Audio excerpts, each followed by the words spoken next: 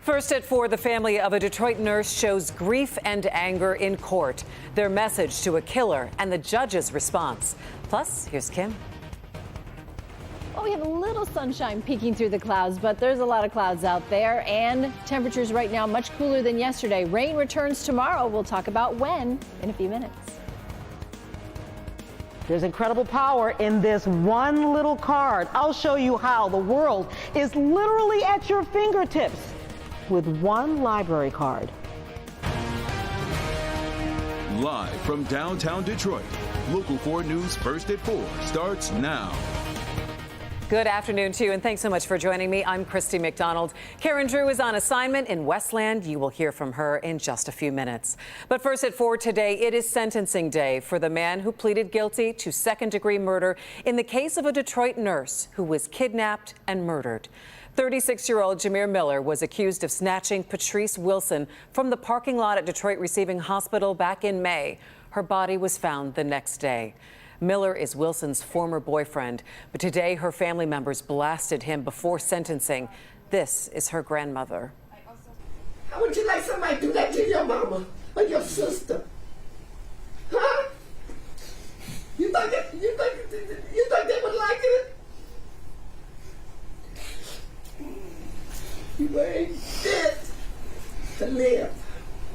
There are plenty of people in this courtroom who believe that you should be sentenced to life in prison without the possibility of parole. Given your age and given your sentence, there is a good chance that that will in fact be the case. So much pain in that courtroom today. The judge sentenced Miller to a minimum of 35 years to 60 years in prison. He will be 71 years old at best if he is released. Over in Pontiac today, a 32-year-old man is being held without bond in the shooting death of a teenage girl. Kenick DeJean Lawrence is accused of shooting Desiree Childs as she was walking through an intersection at South Johnson and Menominee back on October 28th. During today's arraignment, prosecutors did not elaborate on any possible motive. Lawrence is facing an open murder charge, and that carries a sentence of life in prison if he's convicted. He will be back in court for a probable cause conference next week. Well, our local elections have been trending online today. Many of you might have been looking for info on your precincts. One of the biggest races in Metro Detroit is in Warren. Longtime Mayor Jim Fouts is unable to run because of term limits, and that's in spite of his legal challenges. It's the first time since 2007 that he is not on the ballot. Former Warren City Council member George Demas is running against State Representative Lori Stone. Polls open at 7 a.m. and you can vote until 8 o'clock tonight. And there are many, many more local races. You can find the information, find your precinct on our website. Just check out clickondetroit.com. All right, well, we know that many people vote absentee these days, but the weather's still cooperating. If you need to head out, it's cool, but it's dry. Kim joins us with a quick update on our weather. Hey, Kim. Hey, Christy. Well, we certainly have seen worse election days here in Metro Detroit. It is chilly, though. 46 in both Pontiac and in Mount Clemens. Low 40s as you get up into the thumb. 52 at Metro and 50 out in Ann Arbor. It's 15 degrees colder right now than it was at the same time yesterday in Pontiac, and 17 degrees colder in Mount Clemens. We've definitely seen a shift in the wind direction, and that has caused those temperatures to plummet this afternoon. Otherwise, it's quiet, though. We do have quite a few clouds, but other than that, it is dry. It will remain dry through tomorrow morning, but then as we go throughout the day tomorrow, scattered showers develop, becoming heavier as we go through the evening and into the overnight hours, and our high only makes it to 47 degrees. We'll talk about when we warm up again and when we see the sunshine again in just a few minutes. All right, sounds good, Kim. We'll see you in just a little bit. Well, today marks exactly 1 month since Hamas launched a deadly raid into Israel, setting off a devastating invasion into Gaza. A moment of silence in Tel Aviv marked the milestone.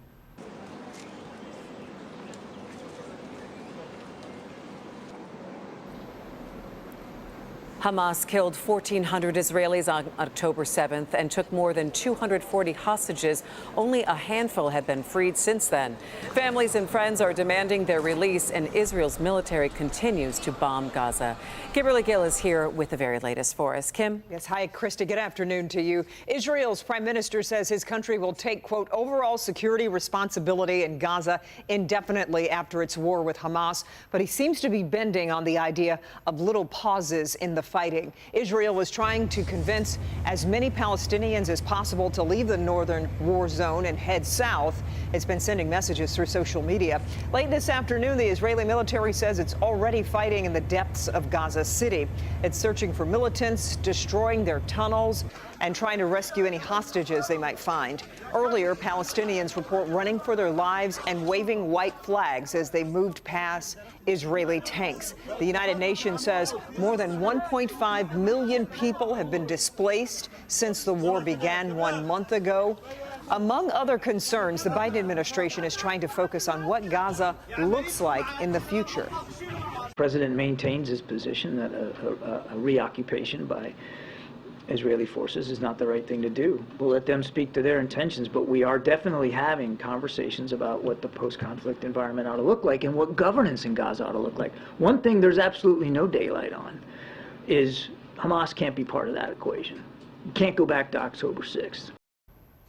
Now, Israel's prime minister says those so-called little pauses might allow more aid into Gaza and the release, of course, of more hostages.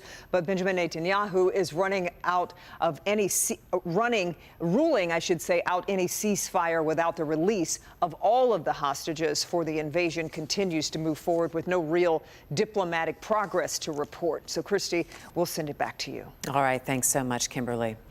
Well, today in Britain, King Charles III opened Parliament for the first time since taking over as monarch. Go ahead and take a look at the pomp and pageantry as the king traveled from Buckingham Palace to Parliament in a grand carriage procession.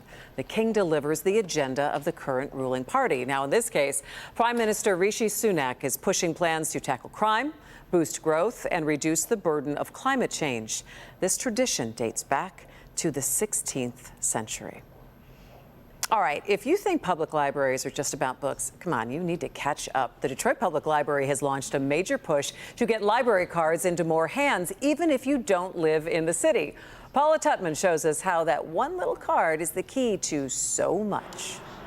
At the Detroit Public Library, it's not just about books. It's about information and access to information. So check this out. Literally, with your Detroit Public Library card, you can actually call ahead and reserve a laptop and even a hotspot if you need one for free for 90 days. You don't have to live in or go to school in Detroit to get a Detroit Public Library card. Chances are your neighborhood library is already a partner. And if you have that card, you can use it to get this card. And that is the key to things, wonderful things. So what is this behind bars?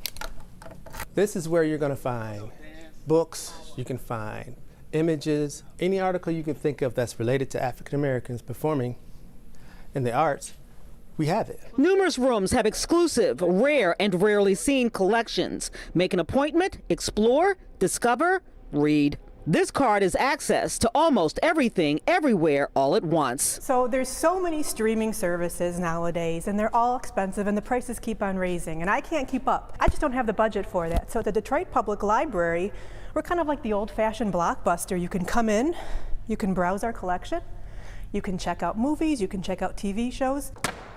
And check them out for free. Paula, they're due back in 1 week. Once you have your card, you can download exclusive apps to access streaming content at home. There is Hoopla, and you can get popular TV shows and popular movies. Since COVID, library cards have expired, people have drifted away, and the push is on to get the public to renew or become new members. This is kind of like the historical heart of not only the library, but the city itself. And here you can experience the Burton Historical Collection Reading Room. We have a complete set of the Polk Detroit City directories.